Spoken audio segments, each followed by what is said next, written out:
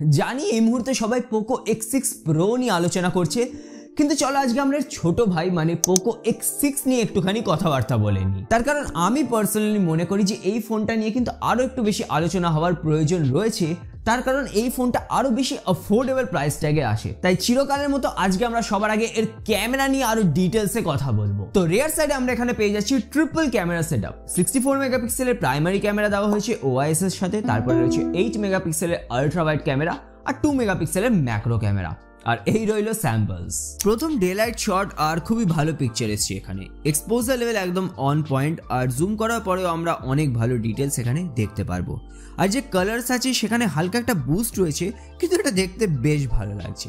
Second পিকচারে exposure level একটুখানি এবার কম হয়েছে, আর সেটা সম্ভবত কারণ এখানে যে সিনটা রয়েছে সেটা আরো বেশি কমপ্লিকেটেড সেই কারণে, কিন্তু তোমরা দেখতে পারবে যে ব্যাকগ্রাউন্ডে এখানে খুবই ভালো ডাইনামিক রেঞ্জ মেনটেন হয়েছে।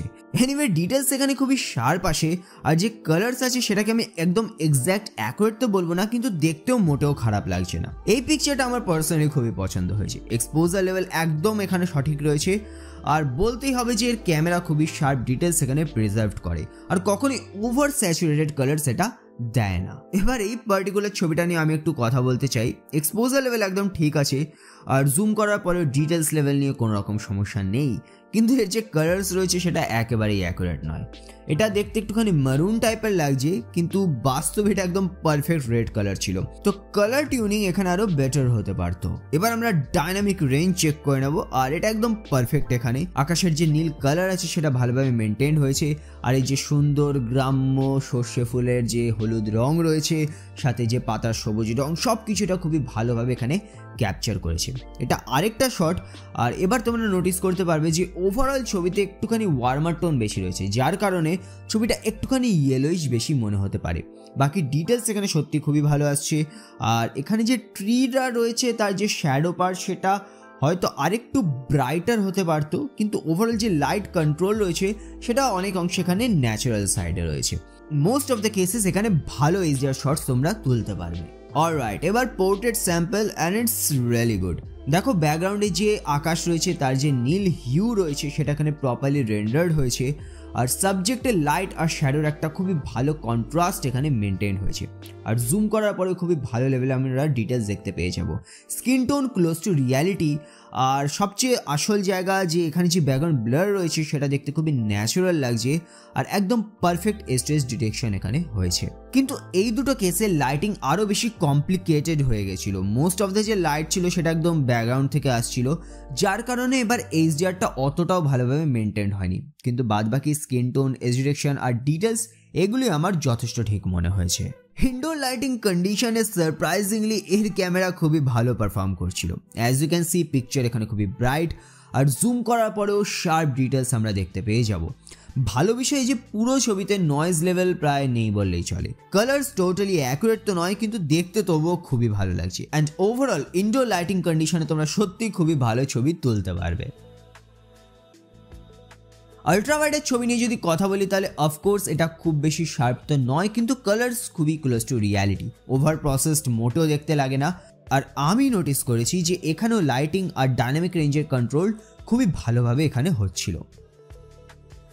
নাইট ফটোগ্রাফি এই ছবিতে খুবই ভালো রকম আমরা দেখতে পাচ্ছি, যে হাইলাইট পার্টস রয়েছে সেটা মোটেও ব্লোন আউট হয়নি, অ্যান্ড ইভেন জুম করার পরেও তোমরা ভালো ডিটেলস দেখতে পেয়ে যাবে। কিন্তু যে শ্যাডো পার্ট আছে সেটা এখনও অনেকটাই ডার্ক লাগছে, তো এই পার্টটা আমার মনে হয় আরও বেশি ব্রাইটার হতে পারতো। এই ছবিটা দেখো, এটা আমি একদম অলমোস্ট নীল লাইটিং কন্ডিশনে তুলেছিলাম, কিন্তু এখানে তবুও প্রতিটা জিনিসকে এটা অনেকটা অংশে এক্সপোজ করার চেষ্টা করেছে। ইভেন যে কালার্স আছে সেটাকেও এটা মেনটেন করার চেষ্টা করেছে। অফকোর্স পুরো ছবিটা এখানে অনেকটাই দেখতে সফট লাগছে, কিন্তু মোদ্দা কথা হলো একদম ডার্ক কন্ডিশনে তোমরা কিন্তু এর নাইট মোডকে ব্যবহার করতে পারবে। কিন্তু আবারও এই ছবিতে দেখো কালার্স বলো বা শার্পনেস বলো সেসব নিয়ে কোনো রকম আমি প্রশ্ন করব না, কিন্তু যে ডার্ক এরিয়াসগুলো রয়েছে সেটা দেখতে খুবই আন্ডার এক্সপোজড লাগছে। তো এই জায়গায় আমার মনে হয় এখনও কিছু ফিক্স করার প্রয়োজন রয়েছে। এই ফোন থেকে তোমরা 4K 30 FPS অব্দি ভিডিও রেকর্ড করতে পারবে, আর স্টেবিলাইজেশন প্রতিটা রেজলিউশন আর ফ্রেম রেটসের জন্য অ্যাভেলেবেল রয়েছে। এবার আমরা ইনডোর লাইটিং কন্ডিশনে ভিডিও চেক করে নেব। 1080p 60 fps রেকর্ড হচ্ছে। শুরুতেই অটো ফোকাস, তো অটো ফোকাস একদম ঠিকভাবে কাজ করছে। শার্পনেস লেভেলও যথেষ্ট ভালো, যদিও হালকা ফুলকা নয়েজ এবার দেখা যাচ্ছে। কালার্স যথেষ্ট অ্যাকুরেটই আমি এখানে বলবো, এবং ওভারঅল ভিডিও কোয়ালিটি কিন্তু যথেষ্ট ভালো লাগছে। আমি যদি একটু দূরে যাই, একটু এক্সপোজার শিফট করি, তো ভিডিও কোয়ালিটি আমার বেশ ভালো লেগেছে। ইনডোরে মনে হয় না আপনাদেরও কোনো সমস্যা হবে। আর এটা হচ্ছে আলট্রা ওয়াইড ক্যামেরা থেকে নেওয়া ভিডিও স্যাম্পল, এবং ডাইনামিক রেঞ্জ যথেষ্ট ভালো লাগছে। যদিও কালার্স অতটা অ্যাকুরেট নয়, কিন্তু তবুও দেখতে ভালো লাগছে। ভিডিও অবশ্যই একটুখানি সফট তো এখানে হবেই, কিন্তু 1080p 30fps রেকর্ড হচ্ছে, এবং স্টেবিলাইজেশন ভিডিও যথেষ্ট ভালো। মানে আমি যতটা আশা করেছিলাম তার থেকে তো অনেক ভালো ভিডিও এখানে রেকর্ড হচ্ছে। So good performance.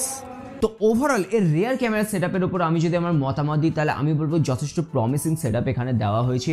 ডিটেলস খুবই ভালো আসছিল, কালার্স এখানে যথেষ্ট আই প্লিজিং ছিল, কিন্তু এখনও কিছু কিছু জায়গায় ইমপ্রুভমেন্টের প্রয়োজন রয়েছে। যেমন যেটা আমি দেখালাম যে নাইট ফটোগ্রাফি আরেকটু বেশি এখানে ফাইন টিউন করা যেতে পারে। কিন্তু আবারও যে ভিডিওস এখানে রেকর্ড হচ্ছে, আমি এখানে যথেষ্ট সারপ্রাইজ ছিলাম। ভিডিও বেশ ভালো কিন্তু এখানে চলে আসে, তো ভিডিওর জন্য এখানে ভালো ক্যামেরা দেওয়া হয়েছে। আর এবার যদি আমরা কথা বলি সেলফিজ নিয়ে, তাহলে তার জন্য দেওয়া হয়েছে ফ্রন্টে 16 মেগাপিক্সেলের camera. First daylight selfie আর খুবই ভালো রেজাল্টস আসে।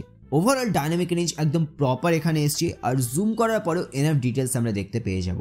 আমার ভালো লেগেছে এবার যে ফেশিয়াল ডিটেলস রয়েছে সেটা মোটো ওভার প্রসেস দেখতে লাগে না। স্কিন টোন 100% অ্যাকুরেট তো আমি বলবো না, কিন্তু কালার তবু আমার খুবই ভালো মনে হয়েছে। যে পোর্ট্রেট মোড আছে সেখানেও দেখো ব্যাকগ্রাউন্ড ব্লার আর এজ ডিটেকশন একদম অন পয়েন্ট।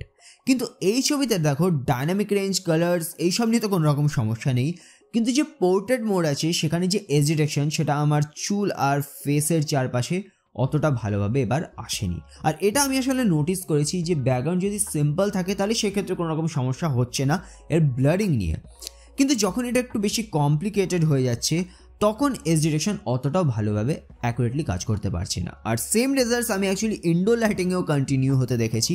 স্কিন টোন আমার খুবই ভালো লেগেছে, কালার অ্যাকুরেসি খুবই ভালো, and so are the details. কিন্তু যে পোর্ট্রেট মোড আছে তার যে এজ ডিটেকশন সেটা একটুখানি বলতে পারো হিট অর মিস টাইপের এবার। আর এবার ডে লাইটে আমরা front camera video sample check করবো। 1080p 60fps দেওয়া হচ্ছে, যেটা একটা খুবই ভালো প্লাস পয়েন্ট, এবং ভিডিও যথেষ্ট স্টেবল, ডাইনামিক রেঞ্জও বেশ ভালোই লাগছে, এবং স্কিন টোন যথেষ্ট ঠিক রয়েছে, এবং ভিডিও শার্পনেস আমার ভালো লাগছে। তো ওভারঅল ফ্রন্ট ক্যামেরা ডে লাইটে ভিডিও কোয়ালিটি তো বেশ ভালো। আর এটা হলো front camera video quality indoor lighting কন্ডিশনে। আর একটুখানি সফট লাগছে, শার্পনেস অতটাও বেশি নেই। আমি 1080p 60fps এটা রেকর্ড করছি, কিছুটা কাছে আমি দেখাচ্ছি। তো স্কিন টোন এখানে ঠিক রয়েছে, বিশেষ সমস্যা নেই, আর ওভারঅল এক্সপোজার লেভেল নিয়েও সমস্যা নেই। তো ইনডোরে যদি তোমরা ফ্রন্ট ক্যামেরা অন করে ভিডিও রেকর্ড করতে চাও তাহলে ঠিকঠাক ডিসেন্ট কোয়ালিটি পেয়ে যাবে। তো ভাই সত্যি কথা বলছি, আমি এতটা ভালো ফ্রন্ট ক্যামেরা হবে আশা করেছিলাম না। স্কিন টোন খুবই ভালো আসছিল, ডাইনামিক রেঞ্জ ভালো মেনটেন হয়, অ্যান্ড ওভারঅল এখানে ফেশিয়াল ডিটেলসও ভালো ছিল। কিন্তু যেটা আমি দেখিয়েছি যে পোর্ট্রেট মোডে যে এজ ডিটেকশন রয়েছে সেটা কখনো কখনো এখানে ফেল করে যাচ্ছে। তো এটাকে এখন আপডেট দিয়ে কিন্তু রোল আউট করে ইমপ্রুভ করা যেতে পারে। বাট ওভারঅল ভাই সত্যি কথা বলবো, ফ্রন্ট ক্যামেরা এবার যথেষ্ট ভালো সেলফিস ক্যাপচার করে। তো এবার আমি আন্দাজ করে চলছি যে এই ফোনটার দাম ভারতীয় মুদ্রায় 25,000 টাকার নিচেই হবে, এবং এই দামে যথেষ্ট ভালো ক্যামেরা সেটআপ দেওয়া হয়েছে। বেস্ট ক্যামেরা সেটআপ আমি একেবারেই বলবো না, কিন্তু আমি মনে করি যদি তোমরা এই স্মার্টফোনটা কেনো এবং টাইম টু টাইম ভালো ছবি তুলতে চাও তাহলে এই ফোনটা কখনোই সেক্ষেত্রে নিরাশ করবে না। কিন্তু হ্যাঁ, এর এখনও কিছু কিছু ইমপ্রুভমেন্টের স্কোপ রয়েছে। কিন্তু যাই হোক, তোমাদের কি মনে হয় কমেন্ট করে জানাতে ভুলো না, এবং ভিডিওটা কোনো জায়গায় যদি হেল্পফুল মনে হয় তাহলে অবশ্যই লাইকও করে দিও। তো দেখা হবে পরের ভিডিওতে, সবাই ভালো থেকো।